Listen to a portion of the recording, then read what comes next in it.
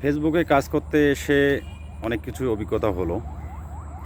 অনেকে বলে যে ফেসবুকে লক্ষ লক্ষ টাকা ইনকাম করা যায়। এটাও ঠিক আছে, ফেসবুকে লক্ষ লক্ষ টাকা ইনকাম করা যায়। যারা লক্ষ লক্ষ টাকা ইনকাম করছে তাদের পিছনের ইতিহাস হয়তো আমরা অনেকেই জানি না। তো না জেনেই আমরা অনেক কিছুই কথাবার্তা বলি যে ফেসবুক থেকে লক্ষ লক্ষ টাকা ইনকাম করা যায়।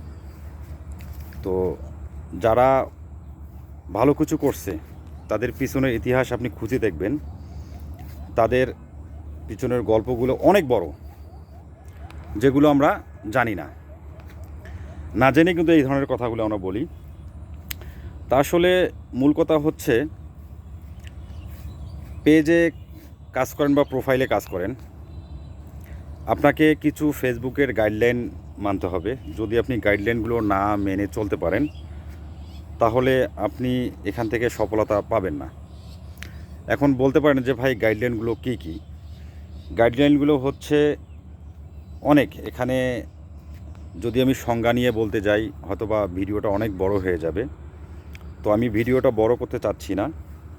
তো আমি আপনাদেরকে শর্টকাট কিছু কথা বলে দেওয়ার জন্য আজকের এই ভিডিওটা। ধৈর্য ধরে কাজ করতে হবে, নিঃস্বার্থভাবে কাজ করতে হবে। ধৈর্য হারা কখনো হওয়া যাবে না। আপনি প্রতিনিয়ত 3 থেকে 4টি করে ভিডিও আপলোড করেন। একটা লং ভিডিও প্রতিদিন একটা আপলোড করবেন, আপনার সময় অনুযায়ী আপনি ছাড়বেন। আর দিনে 3টা রিল ভিডিও আপলোড করবেন, সেটা আপনার সময় মতো নিয়ে আপনি আপলোড করবেন। তো এইভাবে প্রতিনিয়ত আপনি কাজ করে দেখেন, অবশ্যই ইনশাআল্লাহ এখান থেকে একদিন না তো একদিন সফল হতে পারবেন। বা আমিও সেভাবে কাজ করে যাচ্ছি। তো আমি কতটুকু কাজ করতে পারছি আমি জানি না, এখন বাকিটা মহান আল্লাহ পাক উনি ভালো জানে। তো যদি আমরা ধৈর্য না হারাই, 6 মাস লাগুক, 1 বছর লাগুক বা 1.5 বছর লাগুক, আমরা একদিন সফল হবই। তো ধৈর্য হারা না হয়ে আমরা যদি সঠিকভাবে যদি কাজ করে যাই, ইনশাল্লাহ আমরা এখান থেকে সফলতা অর্জন করতে পারবো। তা আপনাদের কাছে অনুরোধ, আপনারা সবাই ধৈর্য ধরে কাজ করেন, অন্যের ভিডিও দেখেন, গঠনমূলক কমেন্ট করেন, ভালোবাসা দেন। আপনি যদি একজনকে ভালোবাসা না দেন, আরেকজনও কিন্তু আপনাকে ভালোবাসা দিবে না।